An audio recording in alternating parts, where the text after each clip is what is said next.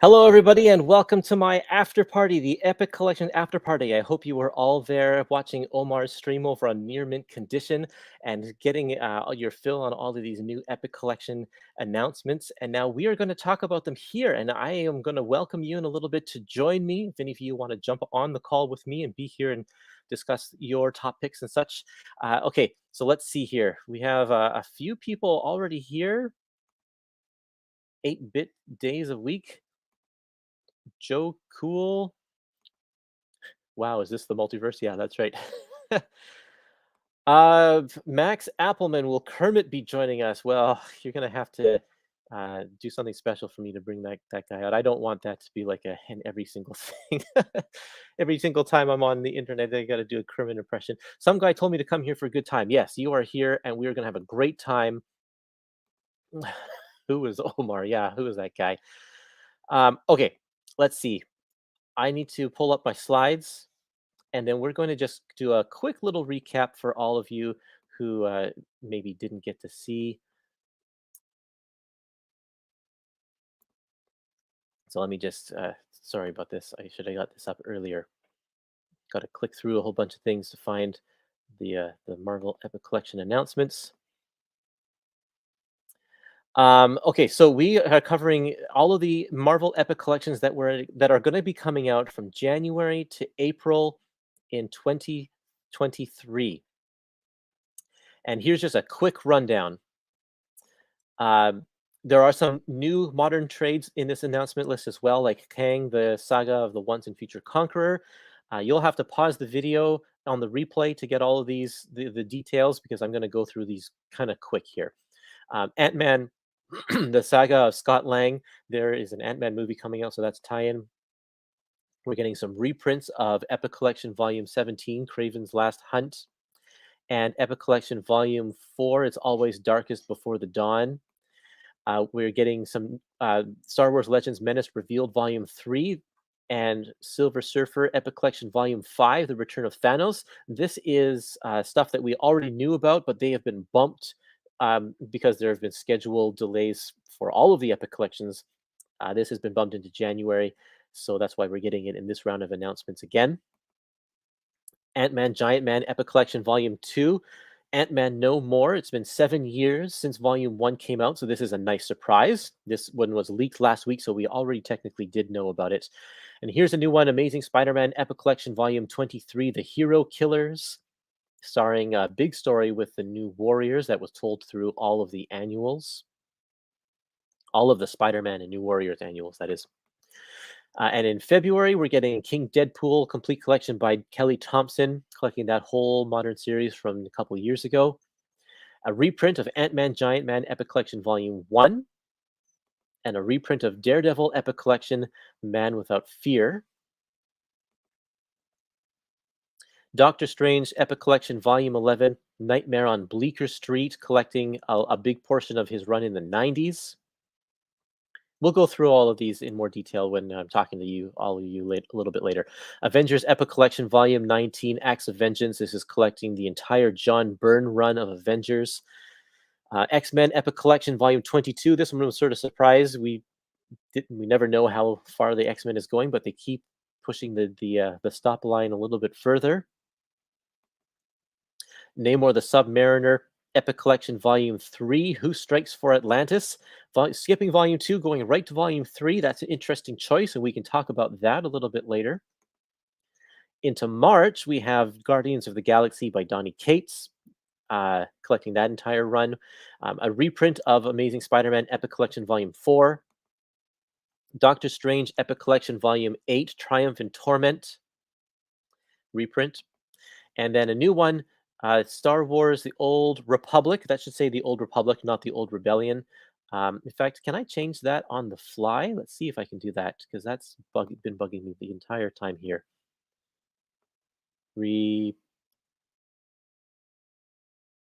Oops, capitalize there. Oh man, I'm how do I spell? Did that change for everybody? Let's see. It did not change. No, oh well, whatever. Okay, Carnage Epic Collection Volume 2, collecting a whole ton of weird Carnage appearances. So that's an interesting one right there. Definitely pause to make sure you get the contents of that. Daredevil Epic Collection Volume 6. Watch out for Bullseye, some more classic Daredevil from the 70s. Fantastic Four Epic Collection Volume 19. The Dream is Dead. Plugging up a hole in our Epic Collections there with the end of the Steve Englehart run.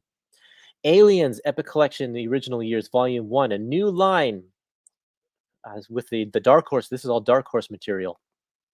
And then coming in April, Guardians of the Galaxy by Al Ewing, collecting his entire run, as well as the Rocket miniseries. Star-Lord, Saga of Peter Quill, a bunch of more material from the modern age. Cosmic Ghost Rider by Donny Cates, all of his appearances written by Donny Cates. Reprint of Fantastic Four Epic Collection Volume 3, The Coming of Galactus. A reprint of Iron Man Epic Collection Volume 15, Doom. And some new stuff here, Avengers West Coast Volume 6, California Screaming. Thor Epic Collection Volume 9, Even an Immortal Can Die. Incredible Hulk Volume 24, The Lone and Level Sands. This is the last volume of Incredible Hulk. They skipped Volume 23. They're going right to Volume 24. And this is the entire Joe Casey run, as well as the last few issues of the Peter David run. And then finally, Guardians of the Galaxy Epic Collection Volume 1, Earth Shall Overcome. Another new line. Okay, I'm going to post the invite in the chat for those of you who want to join me on my show today. There you go. So if you would like to call in, just like a radio program or something like that, old school style, you can join my stream, and we can talk about what people are looking forward to. Let's see here. Nelson says, not the new lines I wanted, but I'm excited to get the post-Valentino Guardians one day. Yeah, those are collected in 3 trades called Guardians of the Galaxy in the year 3000. Finishes up that 90s series, and some of them are getting hard to find now, so I am sure that this Epic Collection, this new line, will probably carry on with all of those volumes as well. Are getting hard to find now, so I am sure that Riker Donald will on here. Riker, I need you to turn down your volume a little bit because I can hear myself. I think that was another tab. I've shut the tab off. Oh, the okay. The YouTube tab was on, so no problem. Nice to have you here on the show, Riker. And what Epic Collections are you looking forward to? Any surprises for you here? Well, the surprise is Guardians of the Galaxy is a big surprise. I'm one of those people that has those trades, those Tomorrow's Avengers trades, and then I have the Jim Valentino ones and all that kind of stuff. So I'm all in for the epics, of course, but it obviously means that those other trades will be redundant, presumably, because the consensus would be that they'll continue. I mean, I presume you see that happening. You said earlier they'll continue from the 70s stuff right up to the 90s stuff. Yeah. So that's a surprise. And there's a couple of other surprises, like skipping the Hulk 23 to go to 24 is a bit of a surprise. Whatever the thinking there is. And well, I think the thinking there is that the omnibuses were just released. That's it. Yeah. So I think that they don't want to step on the toes of that one. And so this has material that has never been collected before. Although the Joe Casey run is not available outside of the single issues.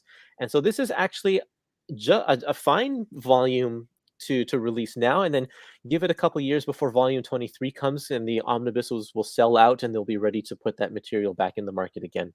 That makes a lot of sense. The one I'm most excited about, just for purely selfish reasons, is Ant-Man 2, because I only read Ant-Man 1 like a few months ago. I'd had it obviously for years, but I only got around to reading it late last year, and I loved it. I thought it was so much fun. Yeah. So, and I didn't want to, I wanted to wait until I had the physical copy to read on. So I'm delighted. The timing was perfect for me. I didn't have to wait 7 years. Yeah. Just excited to finish off that run of the 60s, because they're fun. They're great. They're like the Human Torch stories, which I was reading at the same time. They're just so much fun. And they're just, they're a lot of fun. So I'm very excited about that. I'm just looking at the list here as well. Well, and it's nice that they're complete, because it's like it's just 10 issues of Tales of Astonish, basically, that were left off of the old ones. So it's like to get that here and finally have that entire run of Tales to Astonish complete is really, really nice, because it would have been quite lame if this volume never came out and we were just missing just those last 10 issues. Oh yeah, yeah, that would have been torture. Yeah, like I always thought eventually we'd get there because we always knew there'd be like 3 movies. You know, we assumed that the Ant-Man will be there for a while, so I'm not surprised that it came out at all, because it would have just sucked, yeah, if it never came out. Yeah, for a variety of reasons. But they seem very good at maintaining. That's why I still have hope for Sergeant Fury, and I think they will come back around to things. They'll get to them. They will get to them. Just a second. D-Rock says here, just getting here, Kurtis, have you already shown a lot? I kind of flew through the announcements right at the beginning because we had just spent an hour and a half talking about them on near mint conditions live stream. So you can scrub back or go to that one if you want to see the list. But or just stay here and we'll bring them up as we're talking about them naturally in conversation. But we'll go through the list again toward the end. Let's see here. Tom Campbell says, nice to have the Marvel feature story as well as Black Goliath. Yeah, I agree. Now these are included in the Marvel Masterworks Ant-Man collections in volume 3 of the Marvel Masterworks, but it's good to have them in this one here. Let's bring on another person here. This is caught a mid-drink there. Sorry. Whoa, how you doing? Good. This is Johnny from Dying Breed Collectors. He is he is on the stream here to share some of his thoughts and comments as well. Yeah, absolutely. You guys are doing good. You guys can hear me okay? Everything's cool there? I hear you just great. Yep. All right, cool. Yeah, I think if I had to pick one I'm most excited for, it's Daredevil 6, just because I'm collecting the Daredevil run, so anything that comes out. And actually, I'm only going up to 15 because everything after that, just not for me. So really, anytime we get anything 6 through 11, or I guess 7 through 11 now, I'm pretty excited. Yeah. Am I correct? Isn't 131 would be the first Bullseye issue? Is my yeah. Oh man, look at that nerd credit right there. I love it. There you go. And I'm actually really stoked that they're reprinting the FF Volume 3, even though, again, not for me in my personal collection. I just think that's such a great volume to have readily available for all the reasons you guys said on the stream. Like it's pinnacle, Jack Kirby, Stan Lee. Should always be in print. There's no reason people should have to pay aftermarket prices for that kind of material. So absolutely, yeah. This volume is like an essential, absolutely essential volume of any of the Marvel universe. Like it's stuff that needs to be constantly in print, and it looks like Marvel is making good on that. Same with X-Men 5, the second Genesis. I mean, obvious, or Mutant Genesis, whichever it's called, should just always be in print. Mm-hmm. Yeah. Still most excited about Ant-Man Volume 2 the most, even though we have known it for a week that it was coming. Yeah, it's still exciting. It's still thrilling to see there. Tom says, highly recommend that Guardians of the Galaxy epic for those who don't have the Tomorrow's Avengers volumes. Gerber's Marvel Presents stories are just as fun as his Defender stories. You know what? Steve Gerber is just fun all the time. I just recently read his Morbius stuff. And man, is it loony and bonkers, but a lot of fun. It's really great. And I people rag on that old Morbius stuff, but I think it's fun. Now, he did bring up a good point about the Guardians of the Galaxy epic. If you don't have this one here, this volume here called Tomorrow's Avengers, it's pretty much exactly the same. David Gabriel has said that he's going to start rebranding some of the old complete collections as epic collections. And the movie is just it's a perfect opportunity to rebrand Guardians of the Galaxy. Now, this book came out in 2013, so it is already going to be 10 years old. Yep, it's 10 years old, and it's time to bring these characters back in print. Now, here's a possible spoiler for Guardians of the Galaxy number 3. If you remember the post-credit scenes of Guardians of the Galaxy number 2, we saw most of these characters in that post-credit scene. So will they be appearing in Guardians of the Galaxy number 3? And is that a good reason why we're bringing this volume back into print? Could be. Sylvester Stallone is one of them, right? Yes, that's right. Yep. That's right. Starhawk right there. That's what I thought. Hey, let me ask you about a book that would actually pair up really well with this. There was also I think it was branded a complete collection. It was a Star-Lord book that collected just all of Star-Lord's first appearances, much like that. I would think that's coming as an epic at some point for the same reasons that you just said. Would you guys agree with that, or? I could see it. Yeah, they're magazine stories though, aren't they? They're quite dark. He's quite a dark. I've read those, and he's quite. There's only a couple of them, but he's not the Star-Lord that we know in later years, right? Yeah, so that's what was Omar mentioned that on the stream, is that when Bendis took over Guardians of the Galaxy, he did a big retcon to Star-Lord's backstory. And so a lot of that stuff is not kind of in line with what we know of the character now. That being said, not out of the question to get an obscure title like Star-Lord as an epic collection. I mean, we got Kill Raven, for crying out loud, so we could do that. And that book is older than 10 years, so it could very well come back. Yeah. You know, I've always noticed that one actually is missing on your spreadsheet. I've always wanted to point that out to you, so I guess this is that moment. Okay. Yeah, so there you go. So you might not even have to add it in there. Maybe we just wait for the epic and you put it up on the top of the list or something. Okay, well, there we go. I would figure, though, that, Guardians of the Galaxy 3 would be a good opportunity to make that an epic collection because of the movie. That's a title that if there's no, I mean, Kill Raven's the exception, but if there's no movie coming out, will there be any big interest? Bring it in, yeah. Right. Do you mind if I ask you guys another question and an opinion about something? Yep.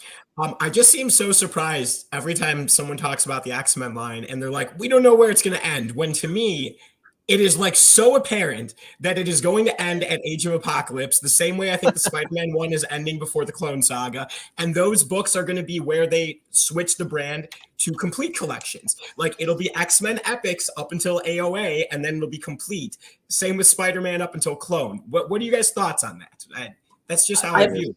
With the X-Men, my answer is short and sweet. I've always thought, like, even when we didn't have a clue, I always thought, no, they'll keep going because it just makes sense to keep going. Like, why would they stop when you just have to combine them? So they're doing what I suspected they probably would. I was always in that camp. So X-Men is an interesting one because we haven't got a final volume. Because when the Epic Collection line was early in its life, like we got Fantastic Four Volume 24 really quickly. It was one of the earliest Epic collections that was released, and that marks the very end of the first volume of Fantastic Four. And we also got Captain America. What was that one? What was that called? Man Without 22. A Country. And that one signifies kind of the end of Volume 1 as well. And so that means that Marvel is now locked into the contents of all of the previous volumes, because they all have to line up, so they can't make any changes. And the Epic line has evolved since the beginning. Like now they are inserting other things into the Epic collections, like Marvel Comics Presents and a lot of other stuff that maybe they didn't have that in their consideration when it first appeared. X-Men is a different story because they haven't released that, quote unquote final volume. So they can change the purpose of X-Men as they go. And so now we're seeing the folding in of the X-Men, the second volume, the adjectiveless X-Men title. We weren't sure if that was going to be something, and maybe they weren't sure if that was going to be something that they were going to do as well. And in this volume, I find it very interesting that it lists X-Men Unlimited #1. And that could mean that they're going to include all of the X-Men Unlimited series as well, which would be fantastic. I would love that. Which means they can just keep on doing subsequent volumes and make up the contents as they go. They are not locked in to what they need to do here. And that would make sense because for several reasons. First of all, A, there's a market for it, and B, some of these will not see print anywhere else because they wouldn't fit anywhere else. So now you have a line where they fit and where there's a market. So of course I would logically say, yeah, do it. They will do it.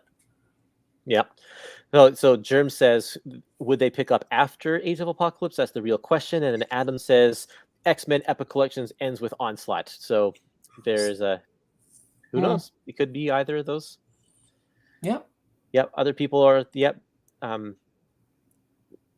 yes, there are. It's a 5-volume set and then a 4-volume set of Ben Reilly. They're talking about the Clone Saga completes. Clone Saga, yeah. There are no Clone Saga complete collections. That is, I have them up here. If I can grab one for you. This is a Clone Saga. They call it the complete epic. So it's kind of a combination of an epic collection and a complete collection. Yeah. I have those ones, but I don't have the Ben Reilly ones. I think I got those ones. I have those. Is it 5 of them and 6 of the other, or 6 of them and 5 of the other? I forget. Yeah, there's 6. There's 5 of the Clone Saga, 6 of the Ben Reillys for sure. That's it, right? Yeah. Okay. Yep. So with the X-Men Unlimited, not that they have to stick to this format, because like you said, they can do what they want, but I do think X-Men Unlimited 1, 2, and 3 are included in these matching like oversized hardcover omnibus that covers this material. So I would imagine at least 2 and 3 will be collected in the next volume, 23. But that's just going off of the bigger books, you know. No, that's a very good point. Absolutely, because we should take all of the considerations of the previous editions mappings into account here. That's a very good point. And I know it could be a page count thing, but I actually didn't realize they skipped the strike file in the previous Executioner Song epic and put it in here. That's interesting because it kind of matches up with that material better. Wouldn't you agree? Yeah, I'm absolutely sure it's a space thing because they loaded that one with some extra issues. Strike Files appears in X-Force Epic Collection Volume 2, which is the Executioner's Song story there. This collection also includes Uncanny X-Men number 297, which is the epilogue to the Executioner's Song story. It's kind of, it's, Professor X reflecting on all of the events that just happened, and was that one included in the X-Force Epic number 2? It was not. No. Oh, interesting, because it does end the story. I mean, like you said, it's a prologue or epilogue. Which one is it? Prologue? No, epilogue. Epilogue. Right? It's an epilogue. It must be space, is it? Because it must be space consideration. It's gotta be space. Yeah. Well, also this epilogue, I can't remember if it includes issues. Or it includes characters from X-Force, because if it doesn't, then it doesn't need to be in the X-Force Epic Collection. That's a good but that's why they have Strike Files here, is because that story, there's like 1 page of an actual comic story in that one where he's deleting some files, and that will tie in nicely with that epilogue here in Uncanny X-Men 297. Uncanny X-Men number 298 to 300 are included in the Marvel, the X-Men Milestones Fatal Attractions trade. Okay. And then, I have some of those. I picked up some of those really cheap, but I didn't get that one. I don't have. And there are a few issues after that, issues number 301 to 303, I believe, that are not collected in trade paperback yet. They are not in that Milestones issue, but they are in the Fatal Attractions omnibus. So once we get X-Men Epic Collection Volume 23, which will probably be called Fatal Attractions, I would imagine, that will fill in a couple of gaps that are missing in paperbacks. Right. I'd have to sit and map it out and like really think about it. But like, even if they don't end it there, whenever they link up with like Age of Apocalypse, like knowing that they'll have to be on Uncanny 321 and X-Men 41 when that happens, I feel like they're going to have some volumes in between that are heavier on the adjective list than they are on the Uncanny, much like this, where there's twice as many adjective lists than there is Uncanny, which is just interesting that they're Omar said on the stream, the way they're mapping that is very, very good. A little bit better than the oversized books, like really, because of that reason. So, and they've obviously committed to it. We've seen 2 volumes, so we know now they're committed to doing. Well, I suppose 3. We've committed to it, so they're going to do it. Yeah, 100%. I just want to address D-Rock's comment here. Is Cable the only X-related title that doesn't have an epic line yet? I don't know if you include X-Man in that category, but X-Man and Cable, which are kind of the same character anyway, those two, they don't have epic collections yet. That might be the only one out of the the classic stuff.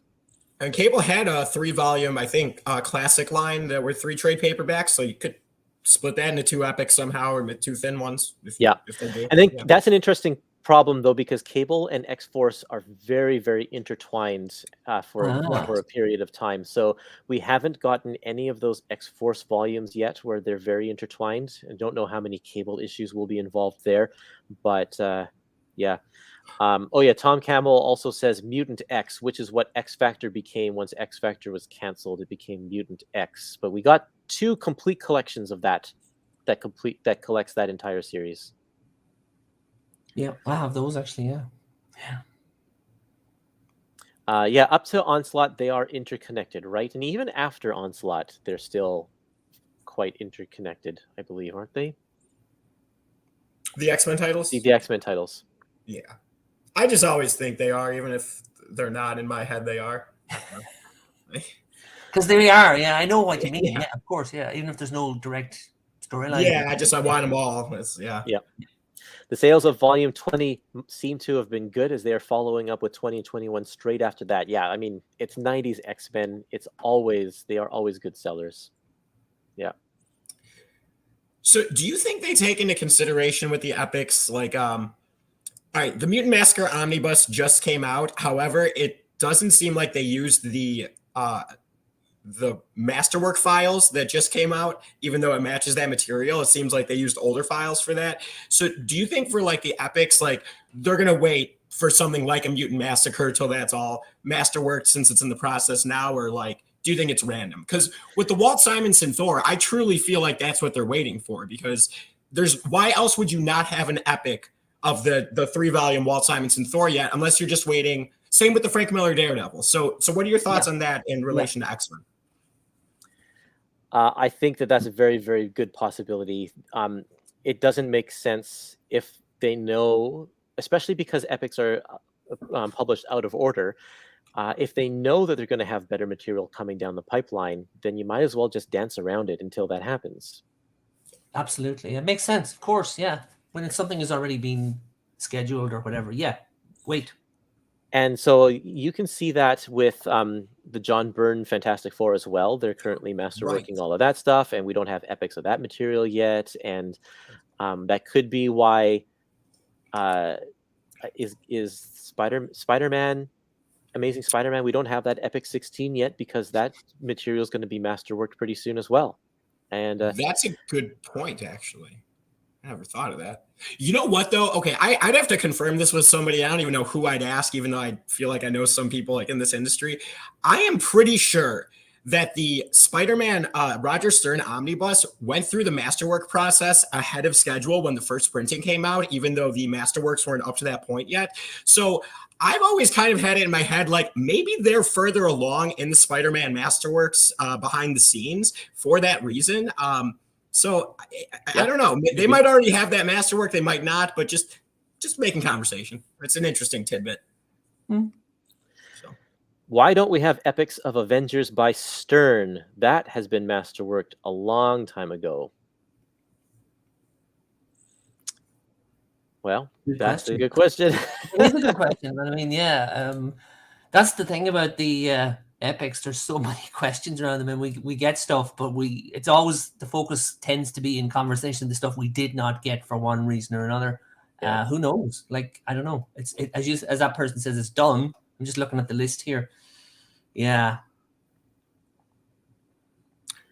Well, I think that if you were to bust out all the big name writers' material all in one solicit, or all within like 1 year of each other, it's going to make other announcements a little more boring. So it's probably good to have like, hey, even though we've been doing this for a few years, we know we have the Byrne Fantastic Four to look forward to. Like, that's probably a good thing, because if you had the stuff that was less sought after being all pushed to the end, I think that there'd be a better chance this line would fall off long term. So I think it's good to actually have the big creator stuff being saved a little bit to some extent. It's also, I mean, there is a pattern there that it's the pre-1986 stuff in most lines, isn't it? It's that 81, 82, 83, 84, 86 period.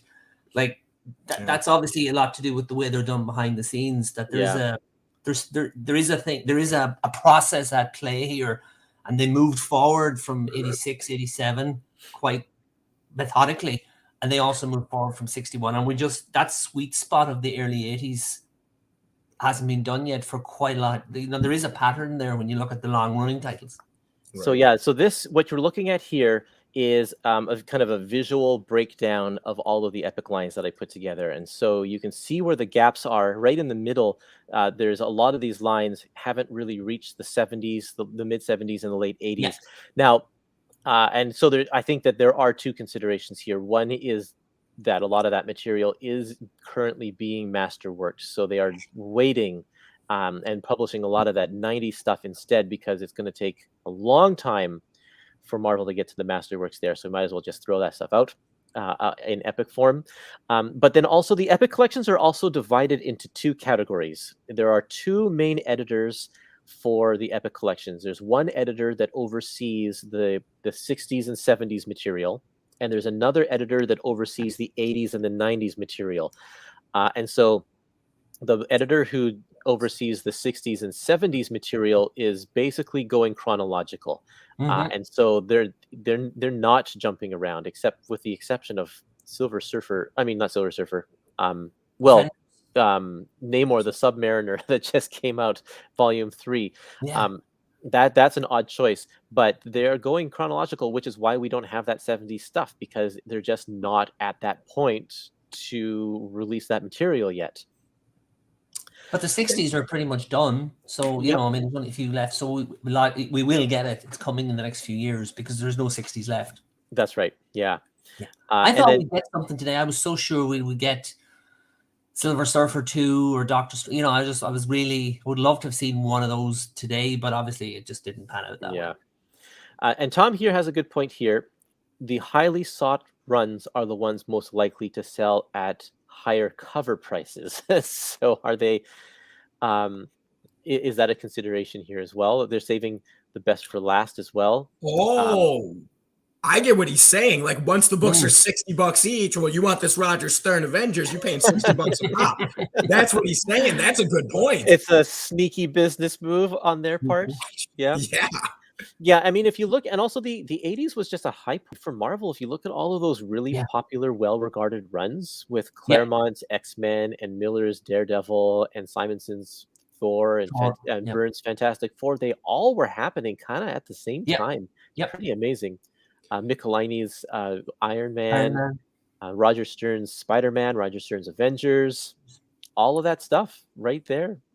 You know, Omar always says in reference to the Stern Spider-Man, I think it's a really good way to put it into words, is that like Roger Stern was like the first writer for Spider-Man that kind of grew up reading Spider-Man. And the same might be true for a lot of this era, because this is the first time, you know, if this stuff came out in the 60s, 1981, it's 20 years. Well, for the first time, all these writers have 20 years of reference for the material. So I just think that plays into their writing ability. When you're not just laying the groundwork, you're kind of like fixing the pavement. That's a really good point. Yeah, there was so much. Yeah, that's true. There was so much established. Yeah. Right. And Kurtis, can I ask you, because you do, I do believe you work with some type of reproduction on comics. Is that true? Am I making that up, or is that true? Yeah, it's true. Just 1 second. I just want to answer this question. There was the big purple line in the middle that bridges the gap. This, you're talking about Hawkeye's line right here. It's a huge line, because that Hawkeye epic stretches from his early appearances in the 60s all the way to his miniseries in the 80s. So that's why that line, and that, like, it's just a few appearances here and there, but in a spreadsheet it looks like it's a constant stream of Hawkeye stuff from that period of time. Okay, yes, I do work with some reprints. I work with the Library of American Comics, and I'm currently an editor for the For Better or For Worse series, and I do a lot of the sort of some restoration for those books. But specifically, what are you asking about, Johnny? What I wanted to ask was, okay, when something like from 1960, whatever, gets masterworked, there's obviously a lot of restoration that goes into it. And there's a huge difference if you were to pull out like the source material and then like the masterworks or the epic of that stuff. Yeah. Right. Is there a point in the 90s, in the 2000s, when things go digital, where a masterwork process isn't actually going to affect the way the material looks? I'm imagining the digital point, but like, when we get to the McFarlane Spider-Man, those reproductions actually do look pretty damn good already. How much better are those going to be compared to something from like the 60s? It all depends. Okay, Yeah, there you go. That one. I'll address. There's two things here. The digital era, the transition to digital is an interesting thing because um, a lot of those I so working on For Better For Worse bridges that gap because she published that book from 19 or that comic strip from 1979 all the way to 2008. So she did go digital in the late 90s like everybody else did. But Yeah. I had to do a lot of restoration work because those files were not saved in a way that is appropriate for today. Because, people were saving files on those little floppy disks that only hold like 2 megabytes at a time or whatever, right? And Right. so that was their archiving system. We didn't have terabytes and terabytes of space and hard drives that were that big and the cloud and all of that kind of stuff. So the stuff that was saved back then, and I don't know if this is the same for Marvel, it wasn't properly archived. And so that material does have to be addressed in a different way. And I think that's why we're seeing a lot of 90s early digital stuff reprinted, and it's just scans. It's just scans of the comic books because they haven't had the time, because that's a lot of work to redo that coloring to mimic the early digital computer coloring style. Didn't Gen X Of get a work. lot of complaints kind of in line with what you're talking about, where it's a lot Yep. of fuzzy lines and stuff? Okay. I didn't know any of that. Thanks for that information. Thank you. That's So very if you like, I have let me see here. Where's my Wolverine? Wolverine, the Dying Game. This is very early computer generated coloring, and if you look at some of the stuff here, I probably won't show on the camera very well, but if you go to some of these issues, the quality it's just a scan, and you can tell like it's done on computers, but it is just a scan of the comic book, and you can see how you can tell in the way that it's presented because the ink is not bleeding the way it should be and whatever that kind of stuff. Okay, so there has to be a point in the late 90s when that all changes, and then moving forward that should be fine. But the early 60s stuff, oh no, sorry, the early 90s stuff that is still not digital, um, a lot of that stuff, Marvel was already thinking by that point, oh yeah, I guess we should start scanning all the original artwork and save our files for that stuff. But Marvel offices move. They move to different offices, and files get damaged, or technology is not great, or there's a flood, and so it really depends on all of those factors as to what material they have at the time when they're restoring it to see what they can, what's going to be the best options for them. Interesting. That was a good answer. Thanks, man. I hope it was correct. Tom Campbell says we need collections of the Howard the Duck newspaper strip. Let me tell you, Tom. So I worked for the Library of American Comics, and they had the Spider-Man newspaper strips going with IDW. So they had the Marvel license. And here's a little bit of behind the scenes stuff, information for you. Marvel doesn't care about the newspaper strips at all. Okay, they don't care. Even if someone else is doing all of the work and making the money, they actually really don't care to bother to spend the time to work out the licenses. So IDW got the Marvel license to do their all ages books, and they were able to just tack on as a bonus the Spider-Man newspaper strip. And so we got 5 volumes of that.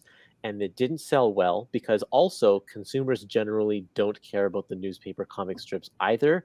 So IDW canceled that line, and now IDW doesn't have that license anymore at all. But there is very little chance that the Incredible Hulk newspaper comic strip and the Howard the Duck newspaper comic strip are ever going to see the light of day in reprints because they just don't care. That's a shame. DC is the exact same way. They just don't care about the newspaper comic strips either, because Library of American Comics wanted to do, or they did the Superman newspaper reprints, and some Batman and some Wonder Woman newspaper reprints, and we wanted to do World's Greatest Superheroes reprints, which was a comic strip in the 80s, which featured Superman and all of the major DC heroes. But DC was like, you know what? Nah, we're not. Let's not do that one. So okay, sure. We're going to do all the work, but whatever. If you don't want to do it, then we won't do it. It's a particular pity for Howard, because with Gerber being involved for a lot of that strip, you'd imagine that the Howard fan base, which can be quite passionate, and I'd be in that base, would be all over those books in particular. More than maybe any other newspaper strip, because for as long as Gerber was there anyway, it would be and Conan as well. But you know what? We will give it a few years and then try again, because management is always changing in these companies. The new people step in, new CEOs and new EICs and whatever. And, whenever there's a change, we'll try again and see if someone will be like, oh, yeah, you know what? That might be a good thing. So we won't give up. Okay, Big Viz says some of the 90s stuff seems hard because they're taking artistic license on whether they want to use moiré patterns or not. Okay, do you know what a moiré pattern is? Let's see if I can find an example for you. I actually texted you about or messaged you about that earlier this week. I sure did. That is relevant. Yeah, so moiré patterns... That came up in the Epic group as well on Facebook. Ages and ages ago, it was a connection with one of the Wolverine covers. Actually, there was a big discussion about it. Yeah, and so I can't remember which Epic has the... Figure Itself. Okay, so in this book here, in Spider-Man Round Robin, I'm going to take off the comment and I'm going to shut this screen down here for a second here. So in this Epic collection, how do I highlight myself? Solo. There's a mini series called Fear Itself, and this one here. Do you remember this story? Fear Itself. The reproduction on this is nice, except for the fact that all of the backgrounds look like they have polka dots. Let's see if we can get close enough to see polka dots there. Some of the pages are worse than others. I'll find here. Can you see behind Spider-Man there, all of the polka dots in the background? That's supposed to be just a zipatone pattern in the background. It's only supposed to be, and it's all throughout this book. Every single page has it. I don't know if you can see that or not. Behind Spider-Man here. Yeah, it's coming up. All of those dots. So what happens is that zipatones are tiny little dots. They're perfect circular dots that if you space them close together, when you print it, it looks like gray. If you space them wider apart, it looks like a lighter gray. If you space them closer together, it looks like a darker gray. If those circles are not perfect circles, when you go to resize an image, they start to clump together in weird ways and create what's called a moiré pattern. It's an optical illusion that looks like it's polka dots. And that's what's happening in this book, is that when they scan those pages, those circles weren't actual perfect circles. And now when they resize, because this is a graphic novel, Marvel graphic novel, it's printed at a larger size. When they're shrinking the page to fit this size of a comic page, those not perfect dots are starting to clump together, and they are creating this moiré pattern. And it's a lot of the times you don't even know that it's going to happen because it looks fine on your computer screen, but then when it goes through the printer, it looks bad. And so that's an unfortunate thing that happens like quite a bit. Exit solo layout. There we go. We're all back. Yeah. Okay. So jumping off. Ask this question first. Sorry, you just want to say that's one great spreadsheet. I'm sure that's tens, if not hundreds, of hours invested. Thanks. Yeah, I started that like 7 years ago when the Epic collections were new, and it's just every time there's new ones, I add them in. So this afternoon, I'll go and update that spreadsheet. But if you go to epicmarvelpodcast.com/epic/guide, there's a link to that sheet there, and you can all see it. It's this one right here. Sorry. Okay. Yeah, Johnny, what were you going to say? Yeah. Well, the reason I reached out about the moiré patterns was I've been recently putting together like a single issue set of Frank Miller's Daredevil. And when I was going through one of these, like you could kind of see it in the original issue. And I thought that was only with like reproductions like Epics and Omnibus, but apparently it can even happen in like an original format because that's been shrunk down at some point. Correct?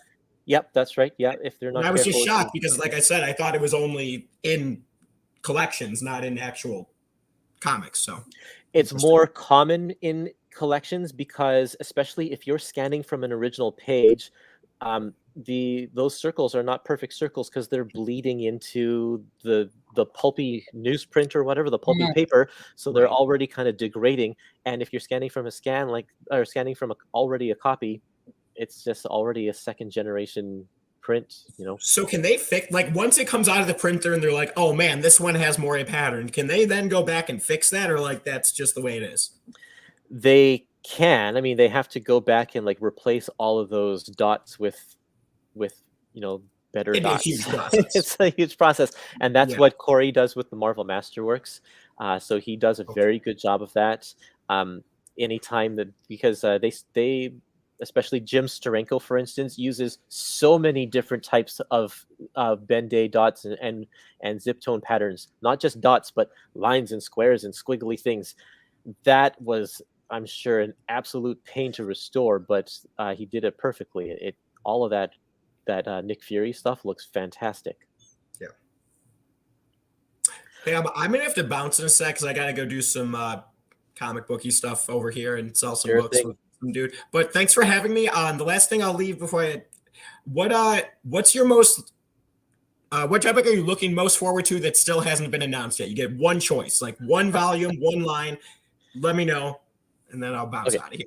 Okay, I still want the very last Fantastic Four Volume 23, which is the last Tom DeFalco, Paul Ryan volume that we need to complete that run. That's what I'm looking forward to the most. How about you?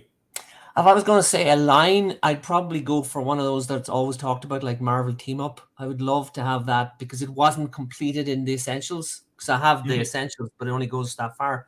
I would love to see that come up, but then I would also love to see Alpha Flight. So as for individual issues, I'm going to stick with, I would have liked, Silver Surfer, the next one, number 2, and Doctor Strange as well. Those early ones, just to fill those gaps, and I would dive right in and read them. Nice. Good choice. Awesome. Thanks, Johnny, for joining us here. Dying Breed Later, boys. Collectors, everybody. Check out his website. Yeah, thanks, man. See you later, guys. Bye. Bye. Take it easy. I've put the link again in the chat if you want to join my chat. I'm going to stay on for another maybe 20 to 25 minutes or so. Let's talk about some of these other Epic collections, though. Let's remove that and get this back on the stream here. Let's talk about this period of Doctor Strange is weird. You've read through this period of Doctor Strange, I'm reading, right? it's ahead of me. It's coming up ahead of me. So I'm actually in the early 1990s at the moment. So I'm kind of, I'm hitting that very soon, but I've never read those issues. So I'm coming up on it.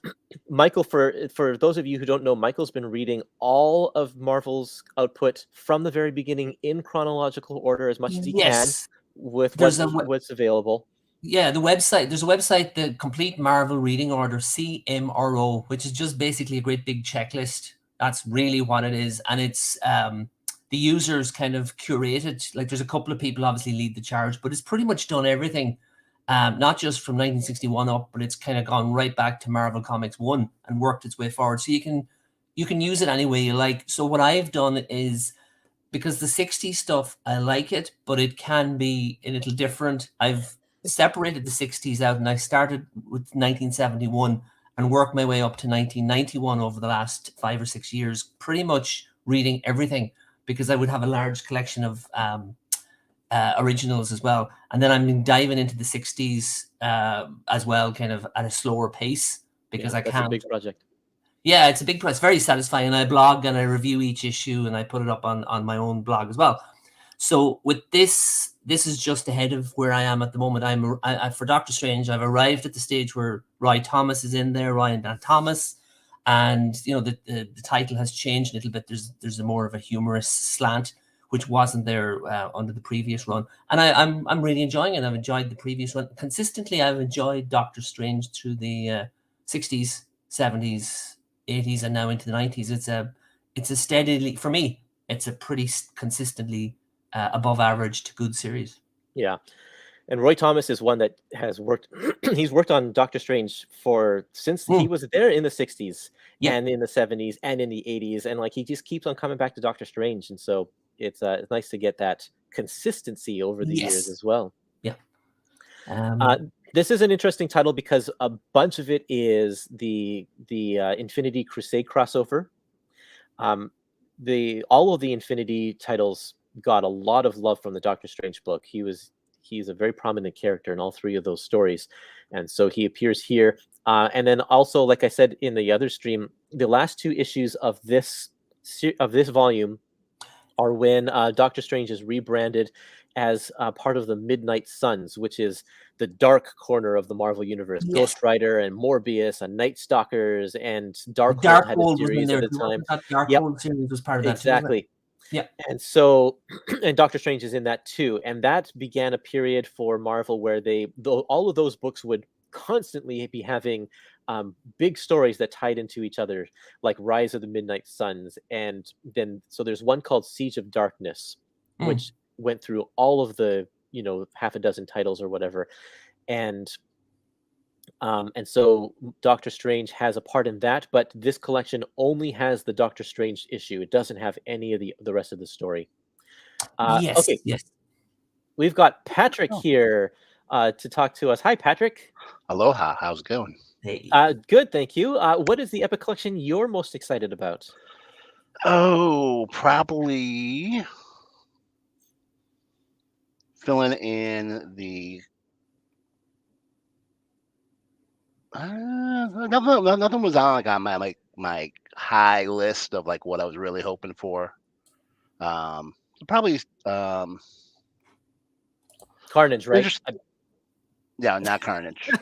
Although that is that I have bought every Marvel Epic so far except for Carnage. Right. Okay. Thinking that it was only going to be the one volume and it would all going to be a double dip. Yeah. So seeing that announcement today is like, darn it, I got to go buy Carnage #1 now. Yeah. For those 2 one-shots that won't be in any other Epic collection. But you made them sound really good, Kurtis. They sound like good books because you read them. I read them. I have them in single issue, and I actually think that they are quite fun. They're very different. Warren Ellis was working on a few different titles with Marvel at the time. I think with Generation X came a little bit later, but yeah, some of his early stuff, and it's more mature content from Marvel. It's just a little bit different. But yeah, Patrick, did you think of something? I'm just looking through the list on my phone here of everything.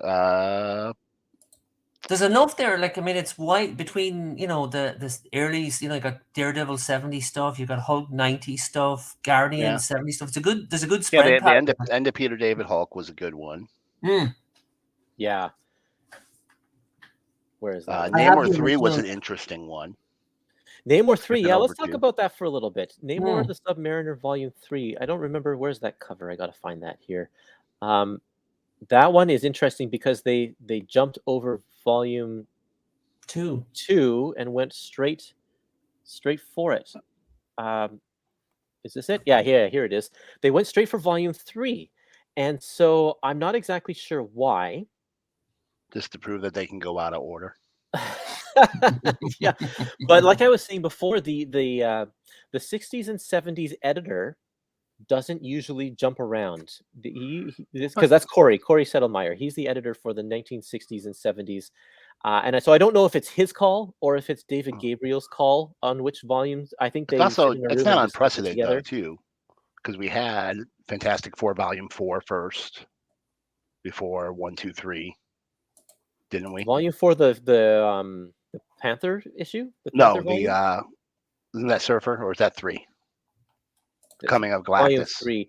Oh yeah, 3. Okay. So that one came first, and I guess they've skipped Silver Surfer Volume 2 and Doctor Strange Volume 2, so it's not out of the ordinary. You're right. What else was out of order? I just in my head and I just lost it. Spider-Man and Avengers, both too. We had like 7 was the first one of the old ones. Yeah, that I think that something those were the original releases, and something changed when they introduced all of the Volume 1s all at once, which was for Marvel's 75th anniversary, and then from then on they started going in order. So yeah, but you're right. It's not unusual. I take that back. 8 days a week. But it hasn't happened in a long time. Right. There must be some. Would there be? I don't know the mapping of Volume 2, but is there an issue in there that for some reason they're expecting to do work on? Is there like an extra or a crossover or something that they may just not be ready to put into epics? Just maybe just a standalone piece. I'm just kind of looking at Namor's. I don't think so. All of this stuff has been masterworked. Okay. The files are, as far as I know, Done. ready to go. So I'm not sure exactly. They must be saving it for some reason, or I don't know if there's a character in here that is going to be a movie tie-in. There's the rumor that Submariner is going to show up in the MCU at some point, and so is this an indication of that? I don't know. Who knows? 8-bit days a week says, will this reach the Byrne J. Lee era? That's the 90s series when Namor, he was a movie or a movie mogul, or he was worked in oil or something like that. Like he was super rich. He brought a bunch of stuff up from under the sea, I think. Yeah. Started a corporation.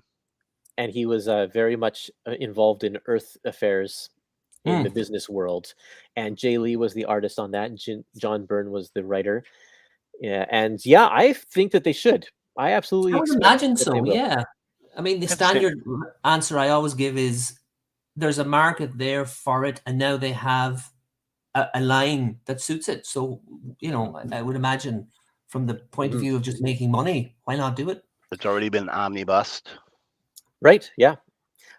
So the Submariner series, this one goes to issue 72. I think that's what people were saying in the other stream. Yeah. And then after that, there's a 12-issue saga of the Silver Surfer series that would make a really nice volume. Roy Thomas, yeah, it's good. It's good. And then it would go into this series here. And there's also the Marvel supervillain team-up series, which Namor is the main character. Love that book.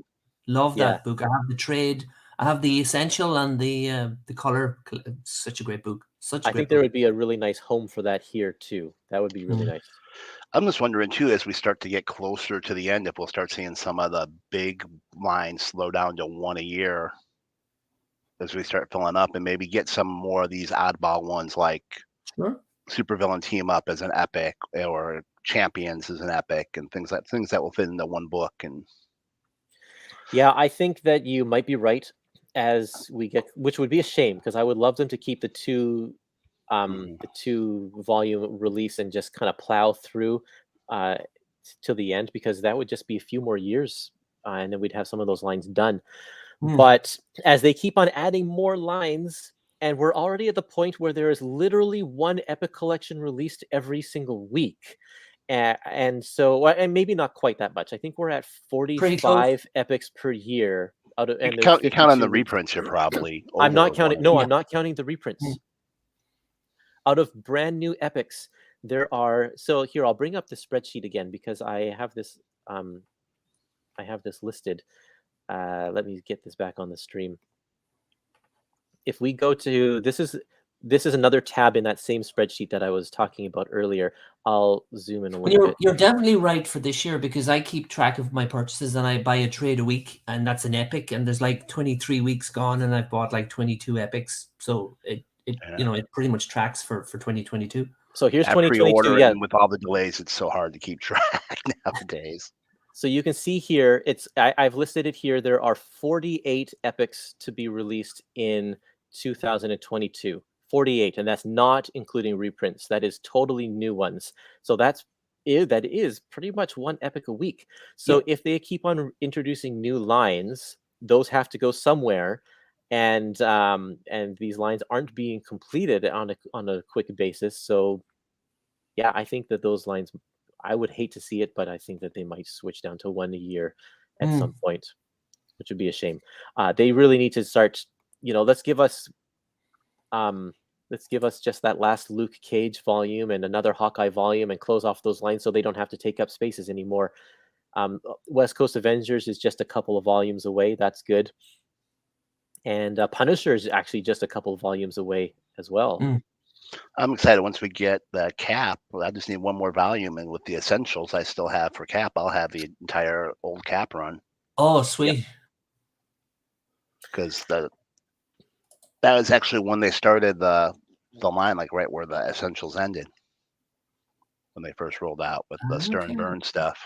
Yeah. 9 was it or something? Yeah, it came out. Yeah. That rings a bell. the announcements today was 4 releases a month, and then actually the March release had 5 releases, and that's 1 epic a week. Yep, it is. It's literally 1 epic a week. Assuming they come out on time. Well, yeah, that's the intention is 1 a week. Whether it actually happens is, a little up in the air at the moment. Yeah, delays are crazy. Yeah, they are. Yeah, we know it's going. Yeah, it's going to happen. There'll be a couple of what we've heard today. A couple of them won't appear January, February, March, April, but that's fine. We're used to it now. I think we know they'll be coming. Okay, I have a limited amount of time left, so let's just go through this list one more time, and we can make some comments as we go. Shout out if you want to say anything, and then we're going to call it for the day. Marvel Epic Collections for January 2023. It's frozen here. Okay. Kang, the Saga of the Once and Future Conqueror.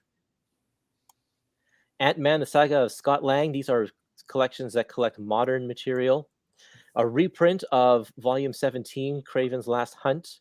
One thing I found kind of interesting with Kraven coming out and the new announced volume, we got the Kraven reprint and the sequel, Soul of the Hunter, in the That's right. In the Hero Killers volume that just announced. That's right. And by the same team, by J.M. Mateus and Mike Zeck. Yeah. Darkest X-Men Epic Collection 4 reprint of It's Always Darkest Before the Dawn. Great volume. Great volume, yeah. Menace Revealed Volume 3. I think this is this might be the final volume of the Menace Revealed series. I can't remember if there's another one after this. Are you sure it's the Menace Revealed and not the Menace Rebellion? Hey, you. Okay, the Return of Thanos Volume 5. These are both books that we knew about previously, but the schedules have changed, and these ones were bumped into this one right here, into this round of announcements. And then this one was leaked last week. X-Men Volume 2, Ant-Man No More. Ant-Man Giant Man Volume 2, Ant-Man No More. And here's the one you're talking about with The Soul of the Hunter. That's a Marvel graphic novel that was a sequel to Kraven's Last Hunt. That was more of a prestige book than a graphic novel. Oh, was it? Okay. Yeah. Here's collections for February. King Deadpool by Kelly Thompson, complete collection. A reprint of Ant-Man Giant Man Volume 1 and a reprint of Daredevil Volume 1. Doctor Strange Volume 11, Nightmare on Bleecker Street. Avengers Epic Collection Volume 19, Acts of Vengeance. This plugs a hole. This gives us a good solid 8 volumes of Avengers right in a row in the 80s and 90s. That's the John Byrne issues as well, as was mentioned earlier. All of the John Byrne, Paul Ryan run is completed in this collection altogether. X-Men Volume 22, Legacies. I think we've talked a lot about this one. Don't need to dwell on it anymore, but it's going to be a good volume. Namor the Submariner Volume 3, Who Strikes for Atlantis. And then into March, we have Guardians of the Galaxy by Donny Cates. Amazing Spider-Man Epic Collection Volume 4 reprint of The Goblin Lives. And another reprint of Doctor Strange Volume 8, Triumph and Torment. And then here's the spelling error. The Old Republic Volume 5. Finishing off the Old Republic line of Star Wars Legends Epic Collections. And then we have Carnage Volume 2. Didn't really talk about this one, but there is, I'll just quickly mention, I did this on the other stream. There's this book, Carnage Classic, which includes most of these issues, but there are issues in this listing here that are not in this book, and there are issues in this book that are not in this listing as well. So they're not complete copies. Is it stuff like in the middle, or is it stuff like after these things that are in that? Okay, so it's stuff after. At the very end of this book, there is a story in what is it? Peter Parker Spider-Man number 13, which is this cover, a one-off appearance of Carnage. And then there's also a story in Amazing Spider-Man number 430 to 431, where the Silver Surfer gets taken over by the Carnage symbiote. And that'll be Volume 3. And there's also Web Spinners Tales of Spider-Man number 13 to 14, which is a Carnage story about a Carnage in an alternate reality.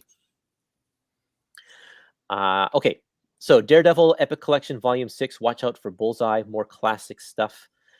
Fantastic Four Epic Collection Volume 19, The Dream is Dead, ending the Steve Englehart run with a story that is so embarrassing to Steve Englehart that he couldn't put his name on it, and he doesn't list it in his credit list on his own website because he hates it so much. That He's trying last to know- story is so meta too. It's really kind of trippy to read.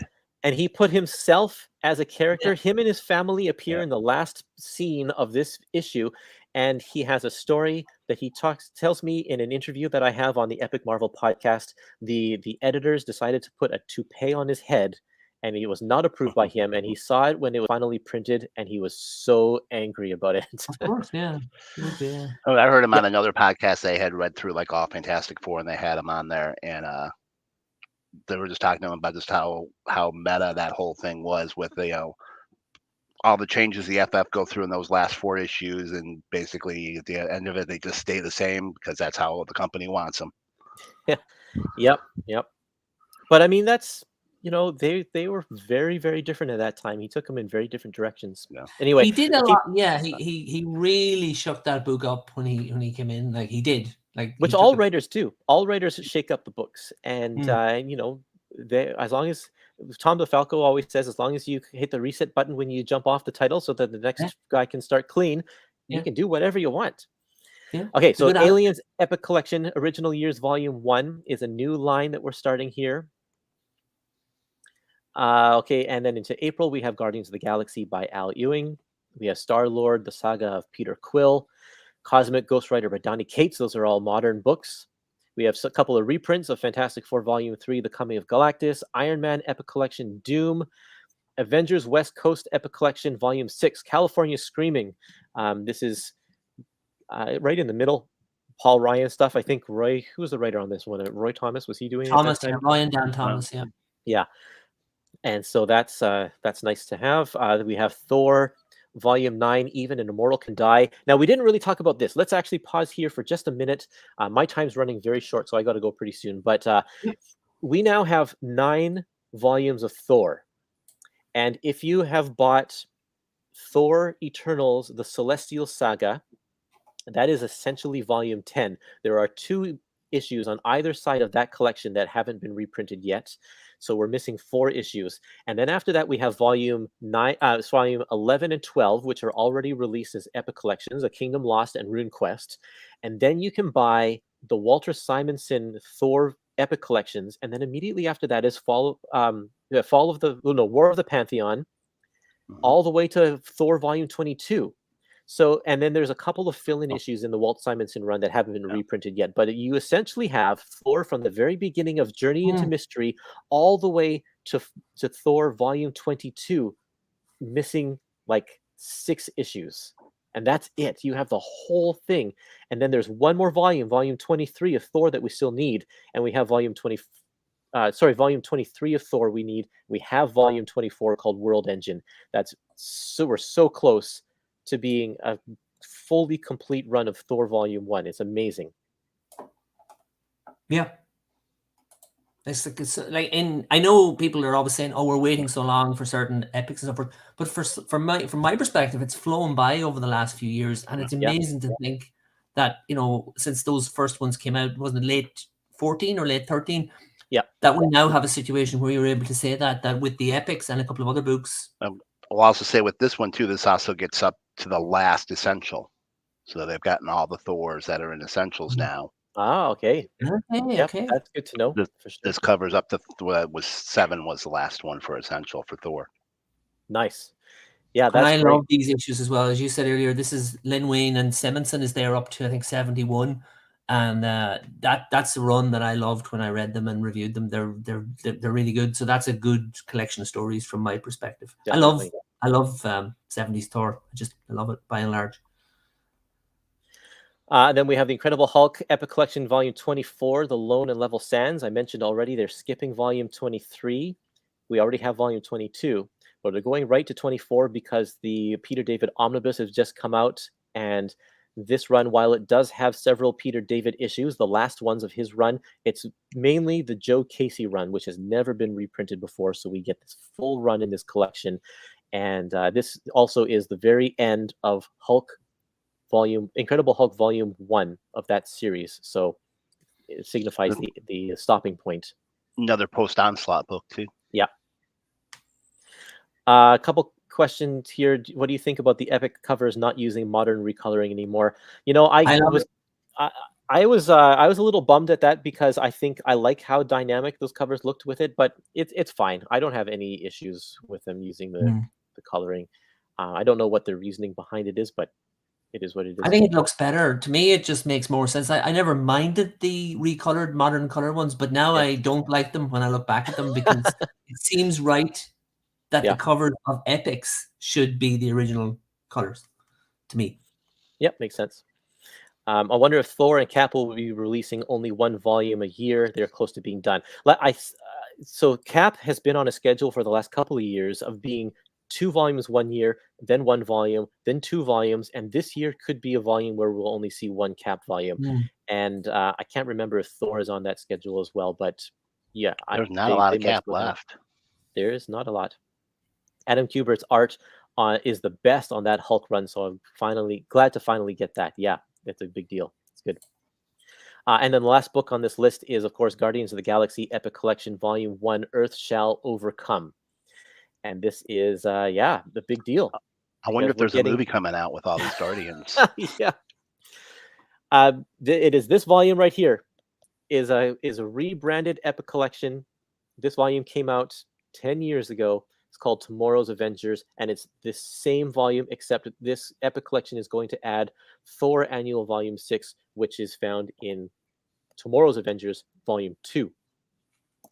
And this one, the Epic Collection Volume 2, is going to be mainly the Korvac saga, because that's a long story, and it's going to be probably reprinted in full in Guardians of the Galaxy. That was Tomorrow's Avengers Volume 2, the second volume, that volume you just I've got these in the Premier Edition hardcovers. That nice 2 things of this that I'll probably be getting rid of now. Yep. Okay, so things we did not see in this round of Epic Collections. We did not see any Conan, so that kind of gives us a little definitive thing that, confirms. Yep. Conan's done. The license is gone. Marvel can't print any more Conan books. Yeah, I know. I'm sad too because it's a pity. It's a shame. It really is. Yeah, absolutely. Because I've only started reading Conan because of those epics, and I love it. I'm on the 3rd one. Love it. Now, the company who owns the all of those characters said in a tweet that they plan on picking up reprints where Marvel left off. So we might see some more Epic Collections in a different style from a different company. We'll just have to see how that goes when the time comes. Yeah. They've also made some other claims about stuff they were going to do in the last couple of years that have never come to pass too. So okay. So we'll have to see where they go from there. They certainly don't have the same reputation that Marvel does, but we'll give them the benefit of the doubt for now. We also did not see any Master of Kung Fu, that 3rd volume, even though it recently got a new release date on Amazon.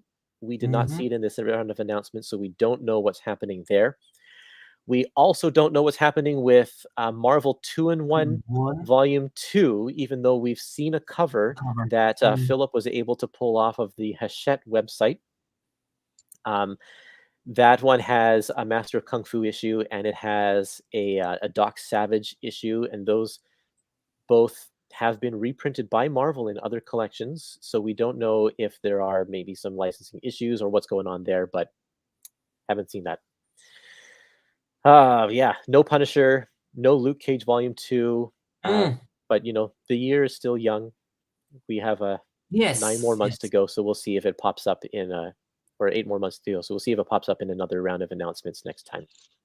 Now, also, too, the next guessing game is going to be is what form or complete collection gets re-released. What will be next? Invaders.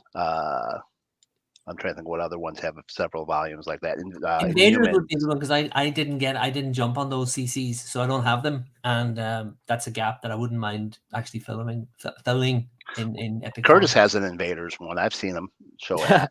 I have one. I have the very first Invaders Complete Collection, plus I have the other 2 Invaders Classics to fill. Didn't you make the custom cover on the Invaders too?